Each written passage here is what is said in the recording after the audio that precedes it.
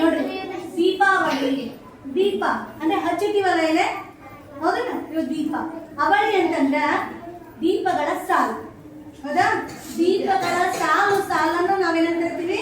ದೀಪಾವಳಿ ಅಂತ ಹೇಳ್ತೀವಿ. ಎಷ್ಟು ಬೇಕಿಲ್ಲ ಎಲ್ಲರೂ ಬಹಳ ಹಿಂದೆ ಹಿರಣ್ಯಕಶಿಪುನ ಹೆಸರು ಕೇಳಿದೆ ಎಲ್ಲಾರು? ಹಿರಣ್ಯಕಶಿಪುಗ ಒಬ್ಬ ತಮ್ಮ ಇದ್ದ, ಅವನ ಹೆಸರು ಹಿರಣ್ಯಾಕ್ಷ. ಏನವನ ಹೆಸರು?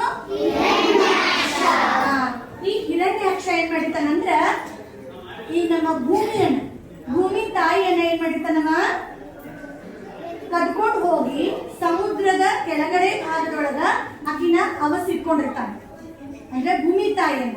ಆ ಅವಸಿಟ್ಕೊಂಡಾಗ ಆ ಭೂಮಿ ತಾಯಿ ತಾ ಇದ್ದಲ್ಲಿಂದ ಶ್ರೀಹರಿಯನ್ನ ಬೇಡ್ಕೊತಾಳೆ. ಶ್ರೀಹರಿಯನ್ನ ಬೇಡ್ಕೊಂಡು ಏನ್ ಹೇಳ್ತಾಳಾಕಿ, ನನಗ ಈ ಒಬ್ಬ ರಾಕ್ಷಸನಿಂದ ಮುಕ್ತಿಯನ್ನ ಕೊಡು, ನನ್ನನ್ನ ಕಾಪಾಡು ಅಂತೇಳಿ ಭೂಮಿ ತಾಯಿ ಶ್ರೀಹರಿಯನ್ನ ಬೇಡ್ಕೊತಾಳೆ. ಆಗ ಶ್ರೀಹರಿ ಏನ್ ಮಾಡ್ತಾನ, ಸಾಕ್ಷಾತ್ ಶ್ರೀಹರಿ ವರಾಹ ರೂಪವನ್ನ ತಾಳಿ ಹಂದಿಯ ರೂಪದಲ್ಲಿ ಸಮುದ್ರದ ಕೆಳಗಡೆ ಭಾಗದಲ್ಲಿ ಹೋಗಿ ಭೂಮಿಯನ್ನ ಎತ್ಕೊಂಡ ಮ್ಯಾಲ ಬರ್ತಾನೆ. ಆಗ ಅಡ್ಡ ಬಂದಿರುವಂತಹ ಹಿರಣ್ಯಾಕ್ಷನನ್ನ ವಧೆ ಮಾಡ್ತಾನೆ, ಅಂದ್ರೆ ಕೊಲ್ತಾನೆ. ಕೊಂದು ಭೂಮಿ ತಾಯಿಯನ್ನ ರಕ್ಷಣೆ ಮಾಡ್ತಾನ. ನೋಡಿ, ಶ್ರೀಹರಿಗೆ ಈಗಾಗಲೇ ಒಬ್ಬಳು ಹೆಂಡತಿ ಇದ್ದಾಳೆ. ಯಾರಂತ ನಿಮಗೆ ಗೊತ್ತದ? ಯಾರು? ಲಕ್ಷ್ಮೀದೇವಿ. ಲಕ್ಷ್ಮೀದೇವಿ ಜೊತೆಗೆ ಈ ಭೂಮಿ ತಾಯಿಯನ್ನು ಕೂಡ ಹರಿಸ್ತಾನೆ. ಹರಿಸುವುದಂದ್ರೆ ಮದುವೆ ಆಗುವುದು. ಆಕಿನೂ ಕೂಡ ಮದುವೆ ಆಗ್ತಾನೆ. ಮದುವೆ ಆದ್ಮೇಲೆ ಅವರಿಗೆ ಒಂದು ಗಂಡು ಮಗು ಜನಿಸ್ತದೆ. ಆ ಮಗುವಿನ ಹೆಸರೇ ನರಕಾಸುರ. ಏನು? ಆ ನರಕಾಸುರನನ್ನ ಭೂಮಿ ತಾಯಿ ಬಹಳಷ್ಟು ಪ್ರೀತಿಯಿಂದ ಬೆಳೆಸ್ತಾಳ. ಅವನು ಕೂಡ ಬಹಳ ಬಲಿಷ್ಠವಾದಂತಹ ವ್ಯಕ್ತಿಯಾಗಿ ಬೆಳಿತಾನೆ.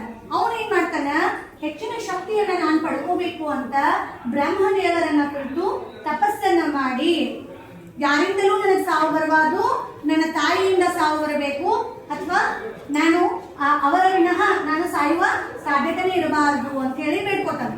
ನೋಡಿ, ಯಾವ ತಾಯಿಯಾದ್ರೆ ತನ್ನ ಮಗುವನ್ನ ಕೊಲ್ಲಿಕ್ ಸಾಧ್ಯತೆ ಏನು ಇಲ್ಲ. ಅದಕ್ಕಾಗಿ ಏನ್ ಮಾಡ್ತಾನವ, ತಾಯಿಯಿಂದ ನನ್ ಬರ್ಬೇಕು ಸಾವು ಅಂತ ಬೇಡ್ಕೊತಾನೆ.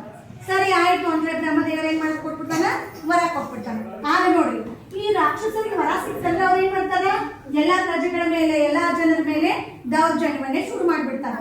ಆಗ ಎಲ್ಲಾ ರಾಜರನ್ನ ಗೆಲ್ಲೋದು, ಅವರನ್ನ ಸೋಲ್ಸೋದು, ಅವರ ರಾಜ್ಯವನ್ನ ಕಿತ್ಕೊಳ್ಳೋದು, ಹಿಂಗ್ ಮಾಡೋದು. ಆ ರಾಜ್ಯವನ್ನ ಕಿತ್ಕೊಂಡು ಆ ರಾಜ್ಯದಲ್ಲಿರುವಂತಹ ರಾಜಕುಮಾರಿಯರಾಗಿರ್ಬಹುದು, ಹೆಣ್ಮಕ್ಳನ್ನ ಏನ್ ಮಾಡ್ತಾನ, ಅವರನ್ನ ಅಪಹರಿಸ್ಕೊಂಡು ಬಂದು ತನ್ನ ಆಸ್ಥಾನದಲ್ಲಿ ಕೂಡಿ ಹಾಕ್ತಾರೆ. ಯಾರು? ನರಕಾಸುರ. ಹಿಂಗ ಭೂಮಿ ಮೇಲಿರುವಂತಹ ಎಷ್ಟೋ ಜನರ ರಾಜರನ್ನ ಸೋಲಿಸಿ ಅವರ ಹೆಂಡಂದಿರನ್ನ, ಅಲ್ಲಿಯ ರಾಜಕುಮಾರಿಯರನ್ನ ಅಪಹರಿಸ್ಕೊಂಡು ಬಂದು ಕೂಡ್ ಹಾಕ್ತಾನ. ಯಾರಿಗೂ ಗೊತ್ತಾಗಲ್ಲ, ಕೂಡ್ ಹಾಕಿ ಅಲ್ಲೇ ಇಟ್ಕೋತಾನ. ಆಗ ಅದಷ್ಟೇ ಅಲ್ಲದೆ ದೇವಲೋಕಕ್ಕೆ ಹೋಗಿ ದೇವೇಂದ್ರನ ಸಾಮ್ರಾಜ್ಯ ಇರ್ತದಲ್ಲ, ಅಲ್ಲಿನೂ ಕೂಡ ಹೋಗಿ ಅಲ್ಲಿ ಇರುವಂತಹ ದೇವಕನ್ಯರನ್ನು ಕೂಡ ಅಪಹರಿಸ್ತಾನ. ಅಪಹರಿಸಿ ಅವ್ರನ್ನೂ ಕೂಡ ತಗೊಂಡು ಹೋಗ್ತಾನೆ. ಇದರಿಂದ ದೇವೇಂದ್ರನಿಗೆ ಬಹಳ ಸಿಟ್ಟು ಬರ್ತದೆ. ದೇವೇಂದ್ರ ನರಕಾಸುರನ ವಿರುದ್ಧ ಯುದ್ಧ ಮಾಡ್ಲಿಕ್ಕೆ ಹೋಗ್ತಾನೆ. ಆದ್ರ ಅವ್ ಬಹಳಷ್ಟು ಶಕ್ತಿವಂತನಾಗಿರುವುದರಿಂದ ದೇವೇಂದ್ರ ಏನ್ ಮಾಡ್ತಾನ, ಸೋತು ಬಿಡ್ತಾನ ನರಕಾಸುರನ ವಿರುದ್ಧ. ಆಗ ಎಲ್ಲಾ ದೇವತೆಗಳು ಕೂಡಿ ಇನ್ನು ನಮಗ್ ಬೇರೆ ದಾರಿ ಇಲ್ಲ, ನಾವು ಶ್ರೀಹರಿಯ ಮೊರೆಯನ್ನ ಹೋಗ್ಬೇಕು ಅಂತ ತಿಳ್ಕೊಂಡ ಶ್ರೀಹರಿ ಹತ್ರ ಹೋಗ್ತಾರೆ. ಶ್ರೀಹರಿ ಹತ್ರ ಹೋಗಿ ಬೇಡ್ಕೊತಾರ, ಇಲ್ಲ ನಮಗ ನರಕಾಸುರನ ಉಪಟಳ ಜಾಸ್ತಿ ಆಗ್ಯದ. ಉಪಟಳ ಅಂದ್ರೆ ಕಾಟ, ಅವ್ನ ಕಾಟ ಕೊಡೋದು ಬಹಳ ಆಗ್ಯದ. ಅದಕ್ಕೆ ನಮಗ ಅದರಿಂದ ಮುಕ್ತಿಯನ್ನ ಕೊಡ್ಸು, ಹೆಂಗಾರ ಮಾಡಿ ನಮ್ಮನ್ನ ಕಾಪಾಡು ಅಂತ ಹೇಳಿ ಬೇಡ್ಕೊತಾನೆ.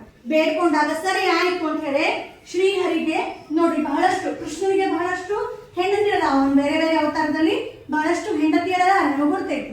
ಹೌದು, ಅದರೊಳಗ ಸತ್ಯಭಾಮೆ ಅನ್ನೋಳು ಕೂಡ ಒಬ್ಳು. ಈ ಸತ್ಯಭಾಮೆ ಭೂಮಿಯ ಇನ್ನೊಂದು ರೂಪ, ಅಂದ್ರ ಭೂಮಿನ ಸತ್ಯಭಾಮೆ ರೂಪದೊಳಗ ಜನಿಸಿರ್ತಾಳ. ಹಿಂಗಾಗಿ ನರಕಾಸುರ ಸತ್ಯಭಾಮೆ ಏನಾದ್ರು ತಾಯಿಯಾಗಿ, ಹೌದಿಲ್ಲ? ಅದಕ್ಕ ಆಕೆ ಏನ್ ಮಾಡಿದ್ಲು, ಸತ್ಯಭಾಮೆ ಮತ್ತ ಶ್ರೀಕೃಷ್ಣನ ಬೇಡ್ಕೊಳ್ಳೋಣ. ಸರಿ ಆಯ್ತು ಅಂತ ಹೇಳಿ ಅವ್ರು ಒಪ್ಕೋತಾರೆ. ಆಗ ಶ್ರೀಹರಿ ಮತ್ತು ಸತ್ಯಭಾಮೆ ಇಬ್ರು ಸೇರ್ಕೊಂಡು ಹೋಗಿ ಈ ನರಕಾಸುರನನ್ನ ವಧೆ ಮಾಡ್ತಾರ. ಶ್ರೀಹರಿ ಮತ್ತು ಸತ್ಯಭಾಮೆ ಇವರಿಬ್ರು ಸೇರ್ಕೊಂಡು ಆ ವರ ಏನ್ ಬೇಡ್ಕೊಂಡಿರ್ತಾನ, ನನ್ನ ತಾಯಿಯಿಂದ ವಧೆ ಆಗ್ಬೇಕಂತ ಬೇಡ್ಕೊಂಡಿರ್ತಾನ. ಜೊತೆಗೆ ತಂದೆಯಾಗಿರುವಂತ ಶ್ರೀಹರಿ, ತಂದೆ ತಾಯಿ ಇಬ್ರು ಕೂಡಿ ನರಕಾಸುರನನ್ನ ವಧೆ ಮಾಡ್ತಾರ. ವಧೆ ಮಾಡಿ ಅಲ್ಲಿ ಅವ ಬಚ್ಚಿಟ್ಟಿರುವಂತಹ 16,000 ಹೆಣ್ಣು ಮಕ್ಕಳನ್ನ ಬಿಡಿಸ್ತಾನ. ಆಗ 16,000 ಹೆಣ್ಣು ಮಕ್ಕಳು ಏನ್ ಮಾಡ್ತಾರ ನೋಡ್ರಿ, ಜಗತ್ತಿನೊಳಗ ಒಬ್ಬ ಯಾರೋ ವ್ಯಕ್ತಿ ಒಬ್ಬ ಹೆಣ್ಮಗಳನ್ನ ಹೋಗಿ ಅಪಹರಣ ಮಾಡಿ ಒಂದ್ ಕಡೆ ಇಟ್ಟಾನಂದ್ರ ಕೆಟ್ಟ ಹೆಸರು ಬರ್ತದ. ನಮ್ಮನ್ನ ಯಾರು ಮದುವೆ ಆಗಂಗಿಲ್ಲ, ನೀ ನಮ್ಮನ್ನ ಬಿಡಿಸಿ, ನಮಗೆ ಇನ್ಯಾರ ಗತಿ, ಅದಕ್ಕ ಶ್ರೀಕೃಷ್ಣ ಅಥವಾ ಶ್ರೀಹರಿ ನೀನ ನಮ್ಮನ್ನ ಮದುವೆ ಆಗ್ಬೇಕು ಅಂತ ಹೇಳ್ತಾರ. ಆಗ ಶ್ರೀಕೃಷ್ಣ ಏನ್ ಮಾಡ್ತಾನ, ಈ 16,000 ಹೆಣ್ಮಕ್ಳಿಗೂ ಕೆಟ್ಟ ಹೆಸರು ಬರಬಾರ್ದು, ಜನರು ಅಪನಿಂದನೆ ಮಾಡಬಾರ್ದು ಅಂತ ತಿಳ್ಕೊಂಡ ಅವ್ರೆಲ್ಲಾರನ್ನೂ ಕೂಡ ತಾನ ವಿವಾಹವನ್ನ ಮಾಡ್ಕೊತಾನ. ಇಂತಹ ನೋಡ್ರಿ, ಇಂತಹ ಒಂದು ನರಕಾಸುರನ ವಧೆಯನ್ನ ನೋಡ್ರಿ, ಇಂತಹ ನರಕಾಸುರನ ವಧೆ ಆಗ್ತದಲ್ಲ, ಇಡೀ ಭೂಮಿಯಲ್ಲಿರುವಂತ ಎಲ್ಲಾ ಜನರಿಗೂ ಸಿಕ್ಕಾಪಟ್ಟೆ ಕಷ್ಟ ಕೊಟ್ಟಿರ್ತಾನ. ಅದಕ್ಕೆ ಇವನ ಕಷ್ಟ ನಿವಾರಣೆ ಆತಲ್ಲ, ಅದಕ್ಕ ಇವನ ಸಾವನ್ನ ಒಂದು ಸಂಭ್ರಮದಿಂದ ಆಚರಣೆ ಮಾಡಿ ಎಲ್ಲಾ ಕಡೆ ದೀಪಗಳನ್ನ ಹಚ್ಚಿಟ್ಟು ದೀಪಾವಳಿಯನ್ನ ಆಚರಿಸ್ತಾರ, ನರಕಾಸುರನ ಕೊಂದಿದ ಸಂಭ್ರಮಕ್ಕಾಗಿ. ಇದು ನರಕ ಚತುರ್ದಶಿ ಅಂತ ಆಚರಿಸ್ತೀವಿ. ನಾಳೆ ಏನದ ನರಕ ಚತುರ್ದಶಿ. ಯಾರ ನಿಮಿತ್ತ ಆಚರಿಸ್ತೀವಿ ನಾವು? ನರಕಾಸುರನ ನಿಮಿತ್ತವಾಗಿ ಆಚರಿಸ್ತೀವಿ. ಅದಷ್ಟ ಅಲ್ಲದೆ ವೈಜ್ಞಾನಿಕ ಕಾರಣ ಕೂಡ ಅದಾವಪ್ಪಿ. ಬರೀ ಇದಷ್ಟೇ ಕಾರಣ ಅಲ್ಲ.